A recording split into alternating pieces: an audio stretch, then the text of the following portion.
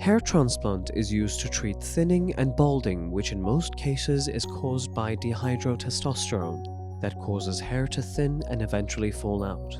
The most affected areas by DHT are front areas, however, back and sides stay resistant to be the donor areas. The most used methods are FUE, DHI, and Sapphire FUE, all under local anesthesia for minimum to no pain. In these techniques, we start with shaving the donor area, then we put the patient under local anesthesia. After follicle extraction, the area of the transplant gets shaved, and then we draw the desired hairline. In FUE, openings are made in the scalp with classic medical blades or sapphire pen.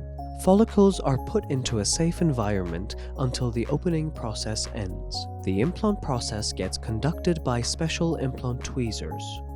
FUE is more effective in treating severe baldness and large areas. People with afro hair should get an FUE hair transplant for better results. FUE can be applied to beard, hair, and eyebrows because facial skin is so thin and sensitive to the Choi pen. Procedure duration average is 8 hours. Patients should be able to back to work 3 days after the operation. In DHI, unlike FUE, shaving is optional. The extracted follicles are put directly from the donor area to the area of hair transplant. The implant process gets conducted with a Choi pen. DHI is more effective in obtaining high densities, and it is suitable for all hair types.